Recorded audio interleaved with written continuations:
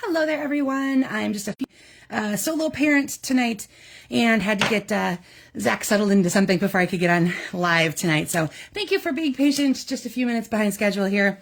But I'm looking forward to making some pretty things with you tonight. Well, hopefully we're all making pretty things eventually, even if you're watching me live or later or whatever it happens to be. Alrighty. First, I wanted to remind everyone, I lost my printout somewhere, so I kind of hodgepodge this together. Apologies. Tomorrow is the sign-up deadline for our online event that my fellow demonstrators, Amy, Lisa, and I will be putting on for you. The sign-up deadline is tomorrow. The event itself, which I forgot to write down, is on June 7th. It's in a private Facebook group, which you will be given access to forever. So don't worry if you can't watch it live. It'll be there for you to watch whenever you need it, as many times as you need it. We're going to be presenting 3 different product suites, collections, bundles, etc. live during that time. Boho Vibes, Inspiring Imperfections, and Florals in Bloom. And then we have the option to sign up for additional bonus classes that would be sent to you via video after the event is done. Celebratory Sips, Sunrise Sailing, and the Coneflower Celebrations collection. I believe those are all bundles. Some are online, some might be in the catalog. So we're looking forward to sharing all this great new product with you. Hi, Carla. Good to see you tonight. $30 covers the event itself, and you're going to get a make and take with each one of those. And then each of the add-on classes is an additional $12 per class. And again, another make and take project to come along with those. So we're excited to bring this to you. We're looking forward to showing off some of those great new products that we have going in our new catalog, and then also new into the online store as well. So again, you just go to stampinintosummer.com to register by tomorrow. All right. Let me find my notes. Here we go. All right, for tonight, let's see if we get a little closer here. There we go.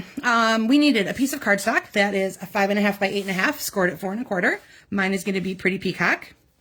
Then you needed, I have a hiccup, excuse me, a piece of DSP that is 4 by 5.5. I'm going to be using one from the Regal Distressed Patterns. There's 3 different ones within this DSP. It's a specialty DSP. It actually is not two-sided. It's just single-sided. So it's only got the one pattern on the one side, but they all have this really pretty gold foil element as a part of them. They are in the current annual catalog. You'll be able to spot them there in that special section of DSP.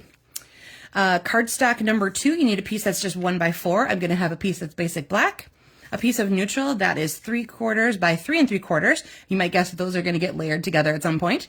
And we're going to put a phrase on this. It can take up the whole thing. It can take up only a part of it. You decide. And then you want to have some kind of focal point, whether you cut something out, just die cut, if you stamped and cut, if you're, whatever you're doing for your focal piece, about 1 inch to 1.5 inches. Mine's a little bit taller than that, but it goes with what I wanted it to do. So I went with it.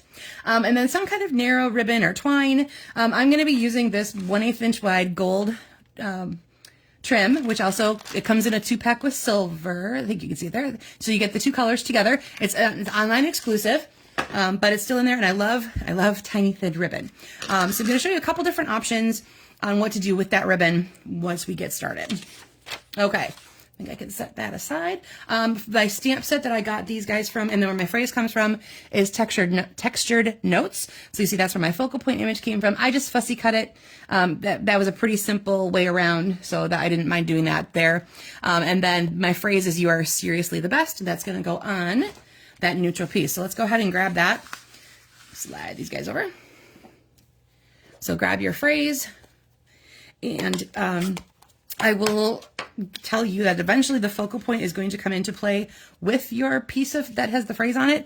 So if you want this, if your phrase does not take up the whole thing, mine's going to take up most of it. If yours is a little shorter, like let's say it was only going to be like this long, that leaves room for your piece to be on that side or the other side, whichever way you want this to go. So picture this all together as you create your piece with your phrase on it. So like I said, mine's going to go almost all the way. I'm going to go as far as left as I can.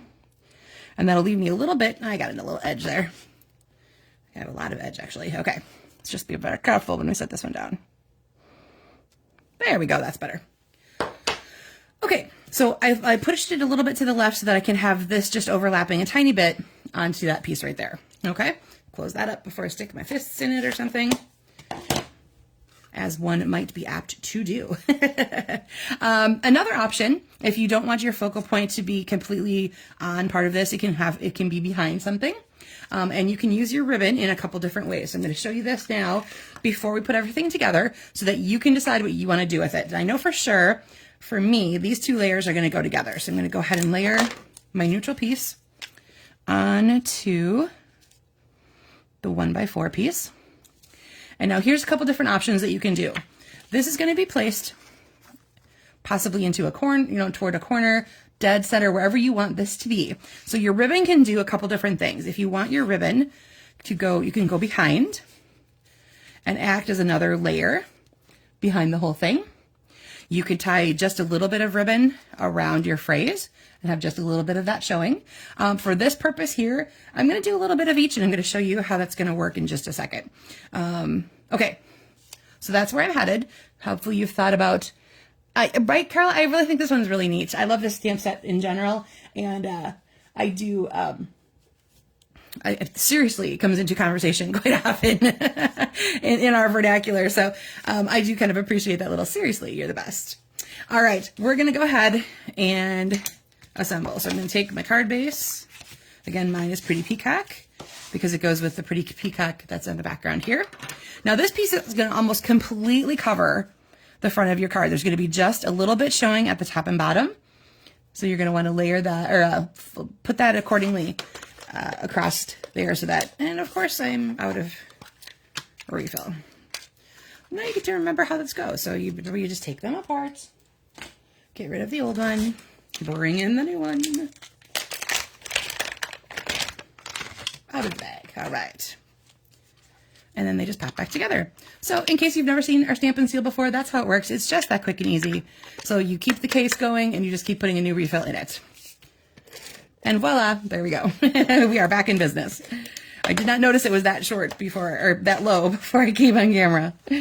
Okay, so again, leave a little bit of a border, top and bottom. Oh wait, nope, I lied.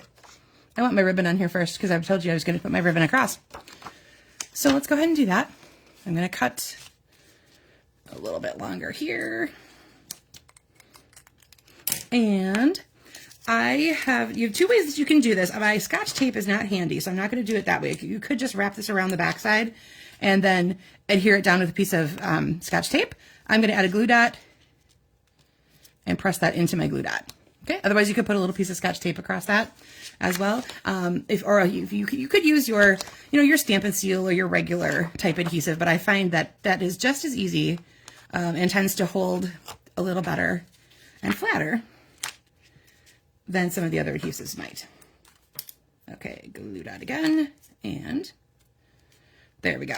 Okay, now we can put this on our card base. Oh, you guys, it's been a week. Let me tell you. So I apologize if I'm a little off and distracted. There's been a lot going on behind the scenes, so to speak. Hi, Carol. I'm so glad you got to join me tonight. That have led me to be a little bit distracted tonight, so I apologize for that. But we are going to plow through, and we are going to make pretty cards together. That's what we're going to do. Okay, so I've got my ribbon on that part now. You can go ahead then and add your phrase. If you want to put dimensionals on this, you can, because there's a ribbon behind it. What I would recommend doing, I believe I have a couple, yep, I have a couple a little bit here that I can just snip off a little bit of. What I would recommend doing, because this is, again, with ribbon behind it, I'm going to put them at the top and bottom edges, and then that ribbon is going to be able to lay through that. And then I won't be trying to adhere my dimensionals to my ribbon or anything like that. That can get a little bulky and awkward. So as you can see, I like to use all parts of my dimensionals. So we do have a lot. I take all those little edge pieces. Anybody else? You got to cut into those. Use it all up. Now, those are actually, you can tear them through, but I like just the clean cut that I get with my scissors. So I'm going to go ahead, take off all those little doodads. Oh, he was already off. It stuck to my finger. Okay. So I believe I'm going to be having my focal point off to the right edge. So I'm going to put this a little more to the left. Okay. So we can do that. And again, like I said, if you wanted to do your ribbon a different way, you could have had ribbon involved in that process there. What I am going to do though instead is I am going to add a little bit more by just doing a quick bow. And I'm going to place that. It's going to look like it's been wrapped around and tied, but it has not. It has just been, you saw me just wrap it to the back and adhere it. And then I'm just going to tighten up my bow a little bit more. Okay. Then I'm going to go ahead and, that's right, Carol, don't waste any of it, right? It's all the good stuff. Hi, Tina, good to see you tonight. All right, where did my glue dots go? There they went. One glue dot on there. All right, I'm going to put that to the side for a second because that's almost ready to go on. And I'm going to go ahead and grab my focal point piece with a little bit of that on there. And then I'm going to go ahead and add, now you could do this one of two ways. It could be part of the wraparound and tie solution. So it could go over here. Oops, I'm a little off camera.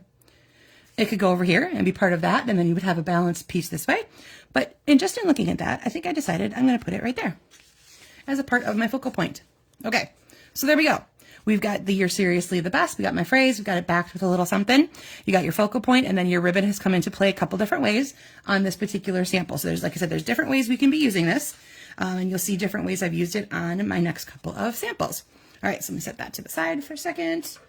You don't come into play yet. Okay, now this one here, I used one of our gorgeous new DSP collections. It is going to be quickly one of your favorites. I know the minute you get it in your hot little hands. It's a 6x6 piece, and they are all beautifully scenic like this. It's stunning and gorgeous, and it is called, of course I forgot to write that down. Oh dear. Carla, I know you're on this one. It's something with some kind of beauty. Oh dear. I can't believe I forgot to write down the actual phrase, the actual DSP part. Okay. Anyway, it's gorgeous. It's stunning. It's a 6x6 set. And that did all the work for me in this entire card, this card that I made. It's all done for me just by using that DSP. I grabbed two different stamp sets that are both in the online store. So I have A Day With You and then one called He's the Greatest. The beautiful gallery. Thank you, Carla. I appreciate your help on that one. The He's the Greatest has all just words and phrases about, or really just words about, it's like dad, papa, father, grandpa, brother, uncle, all the male relations in a couple different ways in a couple different fonts. So you could turn this into, easily marking up somebody. I appreciate that, Carla. You could do that really quick. Happy birthday, dad, or Father's Day, dad. So you have one of those little, you could put a little more personalization into what you're creating there. So I just have a basic beige background here. So I have my DSP doing all the work for me. And then out of Mossy Meadow, I die cut a couple of these little kind of fern palm branch like things. And those come from the Lifetime of Love dies. And then I have just a simple basic beige ribbon that I just added with a simple knot. I tend to keep it simple for the masculine cards. I do like a little ribbon, or especially linen thread. We use a lot on the masculine cards. Just a little. You got my back, Carla. I appreciate that. So I tend to do some of that kind of stuff for masculine cards. Not a lot of frou-frou, not a lot of whatever. But the scenery in this one it spoke to me, and it seemed really, really, really, really, really pretty. Can you tell I liked it? It's really, really, really, really pretty. Okay. Now this is going to go back to that same DSP I used on my sample there. It's the Regal Distressed Patterns. This is one of the other patterns. It's Cherry Cobbler, but then it has this grid that's done in gold. Again, it's they all have a little bit of a gold foil to it. And you can see it's kind of not complete. There's a little bit of distressed within there. I think it's just really, really cool. And it made a pretty graduation card if these are some of your school colors. So it's kind of adjacent to, my son's is definitely a cardinal red, but this is kind of adjacent to it. So it's got, I used the Cherry Cobbler here. I used the set called Cap and Gown. It's in the online store. I backed it with gold foil. And then what I did is I took my ribbon, which is a wider ribbon, and I actually just used a little bit of above and beyond. So, above and below. Oh dear.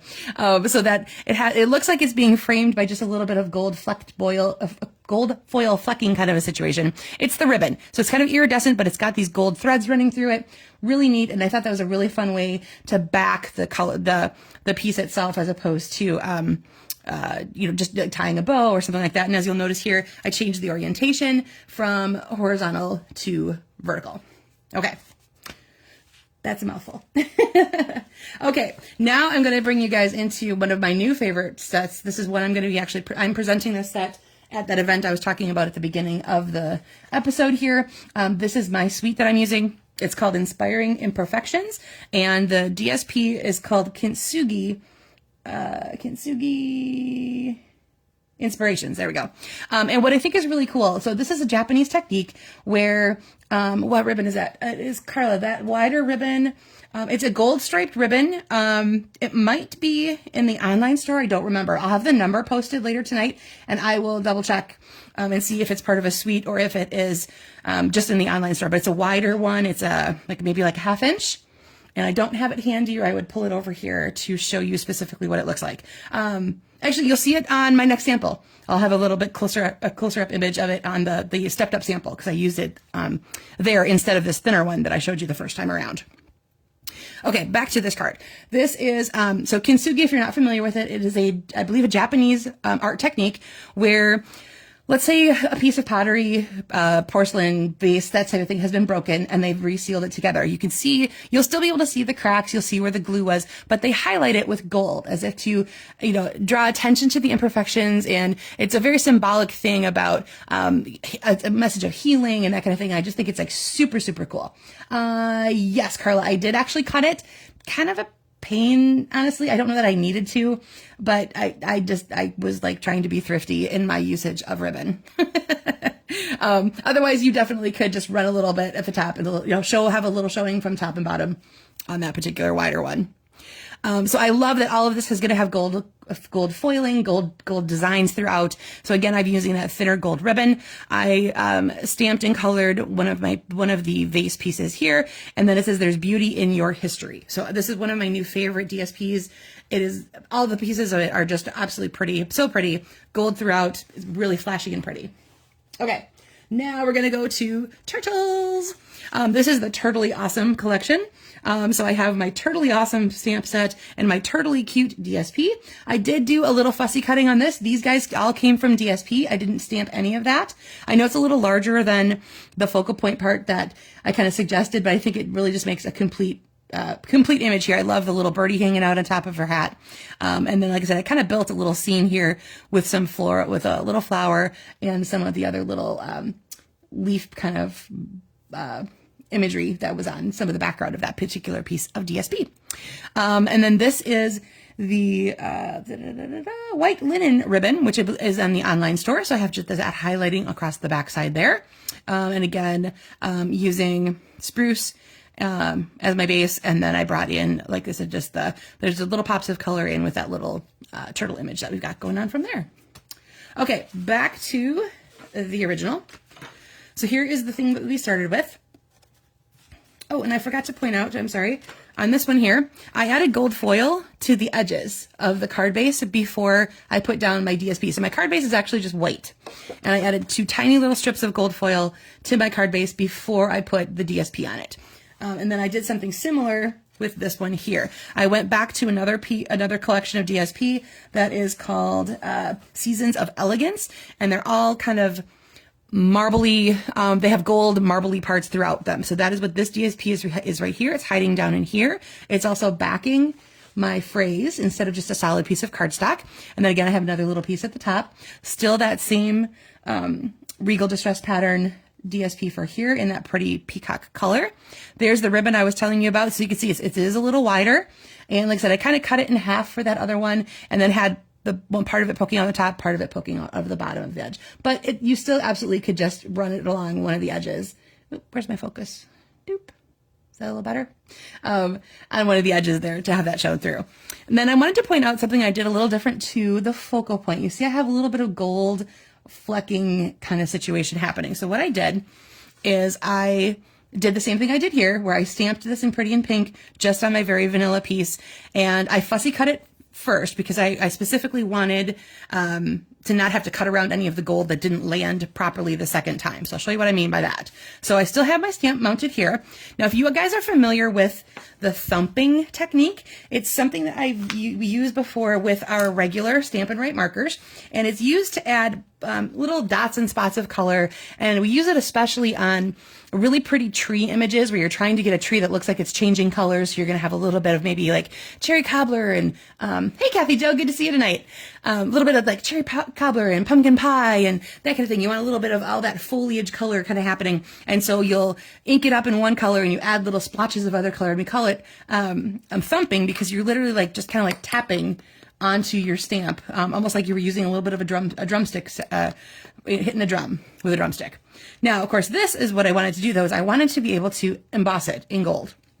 Okay, because we don't have a gold ink pad, right? So I grabbed my Versamark ink refill. I added just a drop to a block. I'm going to kind of pretend to do this because it's, it's all clear. It's going to be hard to see, but there you go. You kind of see. So there's Versamark ink on this. I grabbed a blender pen, which is used, you can pick up ink and color with it with these. So here I'm just picking up plain ink, basically. And then I did that thumping thing where I just kind of went all over randomly. You could pick up a little bit more. And again, this is Versamark. You're not really going to be able to see it, but hopefully you can see if there's like little shiny bits. Oh, I got a little bit of a reflection there. So there's little shiny part bits on here. I brought my piece back over and I stamped on it again. And I didn't care that it might not match up properly. I didn't care, if it went, that kind of thing, because this was just to add a little bit of accent. And then I took it over and, of course, embossed it with gold foil. So you can see anywhere where that gold foil is where I did my thumping with just my plain Versamark ink and my blender pen. And then you can wash off that block. You can wash out the blender pen and, of course, clean off your stamp like normal. And that won't affect anything at all. The Versamark is all cleaned off of everything. So that is how I got to add a little bit of that gold detail to my focal point on that particular card. Right. I think I got through everything there tonight. Again, apologies. I'm a little distracted. There's a behind the scenes situation that's been kind of taking over our lives for the last week or so, but hopefully getting it all resolved. So, all right, here. So again, here's my befores, or my on camera that we just made before. Here's the other one. Again, I kind of flipped orientation a little bit. So again, you can have this go one way or the other. So on not orientation, but you know what I meant. So some of my focal points are off to the left. Some of them are off to the right. There's another one where it went off to the right. And again, flipping orientation completely by making it vertical as opposed to horizontal. All right, so that is everything for tonight, guys. I will not be back here live next week. Thank you, Carla. I appreciate that. Will not be live next week because that is Memorial Day Monday. So I might post some fun things or things to share, that sort of thing. But I will not be live on Memorial Day. We usually spend that weekend up at our lake home, and I just never know when we're going to get back, and I don't want to, be late or miss it or be pressured to traffic and things like that. So we will skip next week, Memorial Day, and we will be back again live the following Monday. So everybody have a great rest of your week, and I will see you live again in 2 weeks. Take care.